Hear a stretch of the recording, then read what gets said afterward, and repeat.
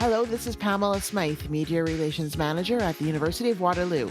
I'm one of the hosts of Beyond the Bulletin, the podcast of internal communications at the university. We bring you news and views from the U Waterloo community. Please spread the word that we're on SoundCloud.com or wherever you get your podcasts. And now the interview from episode 122 of Beyond the Bulletin. James Downey has served as president of two universities. He led the University of Waterloo for 6 years during a challenging time of provincial budget cuts by two consecutive Ontario governments. And before that time, he was president of the University of New Brunswick. During his career, he made many notable contributions to post-secondary education at the local, national, and international level. I spoke with Ken McLaughlin, a friend, historian, professor emeritus, and a former dean of St. Jerome's University, about the impact James Downey made. Ken, thank you for joining me. It's my pleasure. I'm looking forward to this. What was your relationship with Jim Downey? I knew Jim from almost from the beginning of his time at Waterloo. I had an interesting relationship with Jim Downey for a number of reasons. One of them, of course, was that I had been at Dalhousie University, so I understood the maritime connection, and we often chatted about that when he came to Waterloo. And we rather both enjoyed our time in the Maritimes, so that made for an interesting relationship. But my real relationship began when we started on celebrating the 40th anniversary of the founding of the university, in which I was on the committee, and ultimately resulted in the book called The Unconventional Founding. And I chatted with Jim a lot about what kind of themes we might develop in that book and how it could relate to this community. So that's it. In a way, we had a unique relationship, both based on our own backgrounds and on the interest in this university.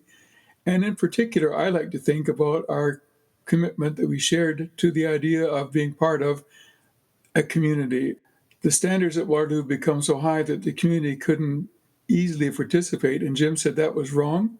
We're part of a community, and we have to go back and try to rebuild that relationship. When he first came to Waterloo, he gave a speech in which he talked about his idea for a university and how it was like he said, rowing a dory. You always are facing where you've come from as you're moving into the future. And I thought, that's a wonderful idea. It's a great example. And the further you get from the shore, the closer become your ideas about what was once there. And every time I was with Jim in personal relationships, the idea of community always seemed to come up. So, why do you think community was so important to him? Because when he grew up in Newfoundland, community was a dominant factor in his life.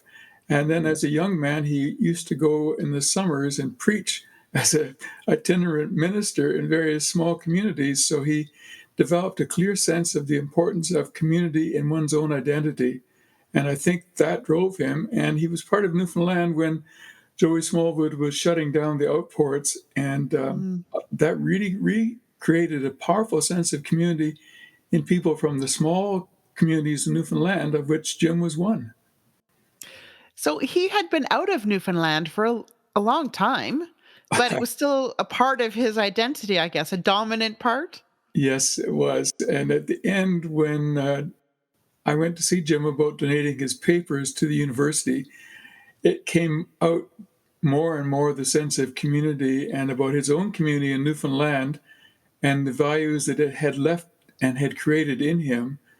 And I think it's really significant that that was a driving force. So when the university faced its terrible problems with the government of Bob Rae with funding cuts and then Mike Harris, and Jim's real drive was to maintain the sense of community in this university. And I've said previously that other places, the universities were badly divided and really harmed. And Jim's goal, along with Jim Colflesh, his vice president and provost, was that they would retain the integrity of the university. That was their primary goal. I can't really express the sense of unhappiness that had succumbed almost all of us. We were taking pay cuts, taking time off work without pay, looking to see a future that was very dubious at the very least. And marches and protests were occurring everywhere. and it was an unhappy time in Ontario. And I always felt that Jim Downey and his colleague Jim Callflesh, his provost, really cared about this university and cared about everyone as a person. And there was something kind of magical and sensitive about those relationships. They used to talk about the two Jims because Jim K and Jim D, as they were called, were both committed to the university in a remarkable way. It wasn't a career move for them, it was a way of life. Jim's sense of community was an overriding part of his character. We wanted to raise funds in this community for a chair in community studies or something like that. And Jim invited me to attend several dinners with prominent local benefactors. And the one evening that I remember so clearly was when one of them said to Jim, "Well, you've lost your Newfoundland accent." And he said, "Oh, no, I haven't lost it. I'm just setting it aside for tonight." And the delightful part of that was that we got a major donation from that person. And it really was about the idea of community. And I'll give you this much of a clue: community health and community welfare. Both Lyle Hallman and Ken Murray. What was his leadership style? He liked to consult widely before he made a decision. He wasn't just making a peremptory decision, and he knew everybody on campus, and he was very friendly and very gregarious. He was happy to Huh. talk, but maybe that's part of being a Newfoundlander. He was happy to talk, but he was also pushing hard for universities across Ontario and in the Commonwealth. I mean, he was a natural leader among universities, and maybe it was my interest in universities that drew us together too. Well, I think, as well as his sense of community, Jim believed in the importance of education as part of a community, as part of a province, both in New Brunswick and in Newfoundland, certainly, and indeed in Ontario. One time he was being awarded, after his term as president of the Council of Ontario Universities, and the person reading the citation talked about him as president of the University of Ontario by mistake. And I thought, what a wonderful phrase, because in some ways that's how Jim was. He was with Council of Ontario Universities, the Council of Ontario Universities Quality Council. He was with the Commonwealth Universities. He could very well have been the president of Ontario Universities because he saw universities as terribly important. Now, most presidents, I guess, do, but Jim made that part of his career. But he was president at a difficult time for the post-secondary sector, particularly in Ontario. Terrible Right? time when he came in as president. Both the cuts in the government of Bob Rae and forcing time off, called Rae Days, and then Mike Harris cutting even further, and Jim desperate to hold the university together at a time when there were forces certainly that would have seen some of the larger faculties become dominant and some smaller departments be simply shut down as Oh, uneconomical. Absolutely. And Jim said, no, it's a community. We're holding this together. And he did that with great sensitivity. And I always appreciated that because I know he was under a lot of pressure to make hard decisions going the other way. That is to cut departments, small departments. so that would have been an easy way out.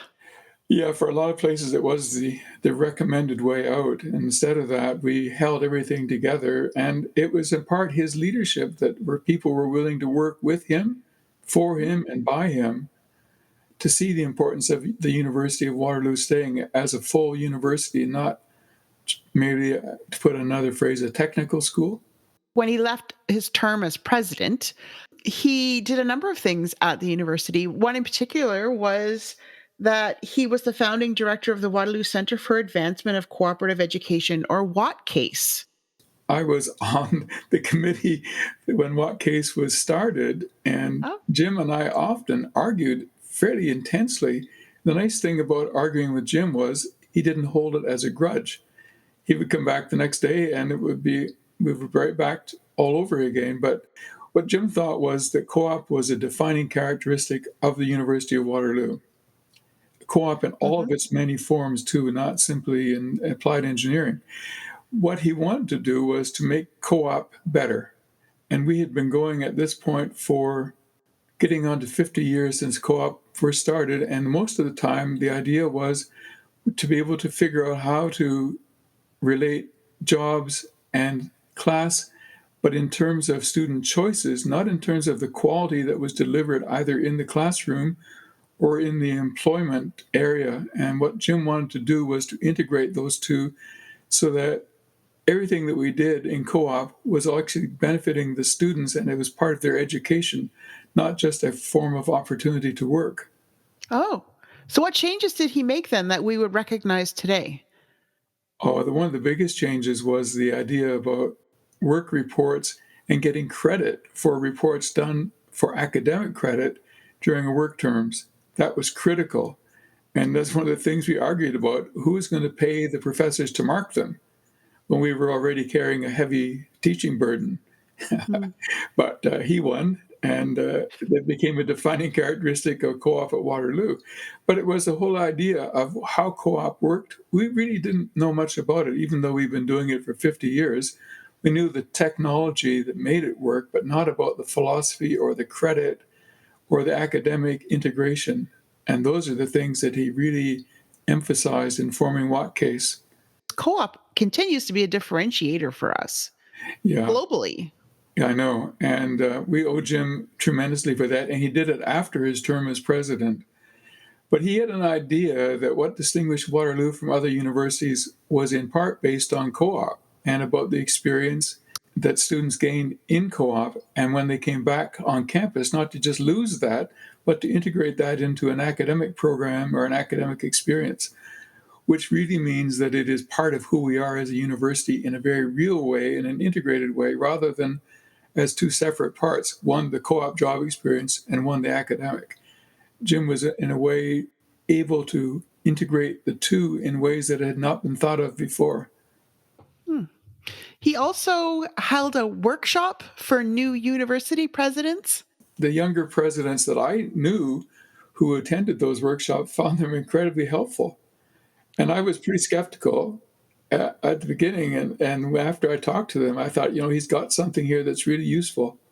Challenges of being president raised it to a whole new level beyond the academy and part of the community again, part of the province, part of the international level. It was very complicated, and the relationships were critical. And Jim was a master of working relationships with people. That was part of his skill as a person and as a president. But it's his personality too, and how he could tell the stories, because he was a consummate storyteller. So he could talk about these relationships in a way that wasn't just a formula, but it was real to them and real to him. So he preceded David Johnston Yes, he did. as president. What was that transition like?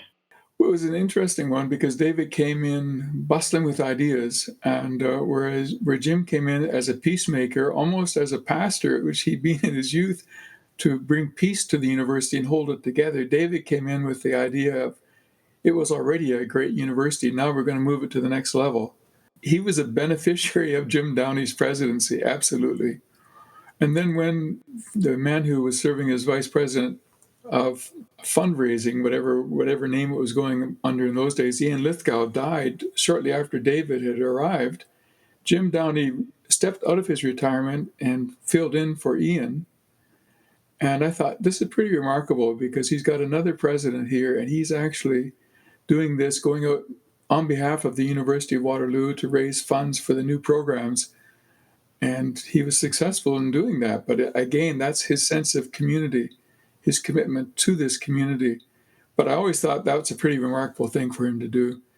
But I will say this, it was David Johnson who pushed co-op into an international level with students from all over the world and our students going all over the world. And without Jim Downey's building of Wattcase, I don't think that would have worked nearly so well. Mm-hmm. So he did benefit dramatically from that aspect of Jim's presidency, or Jim's post-presidency, I guess. What would he have done as the president of the Higher Education Quality Council of Ontario? He's interested in making sure that the quality of education at all levels, and that's the significant thing because he chaired that commission of inquiry into education in New Brunswick for two full terms, that his idea was that education was so important to community. And so that was to create a way to measure and expand and improve education at all levels, not just at the university. He really cared a lot about students and took great pride in their success. Well, he had a class after he stepped down as president. He actually had a class in the English department. And we were doing, in my MA class, we were doing a project on, believe it or not, the history of cooperative education at UW.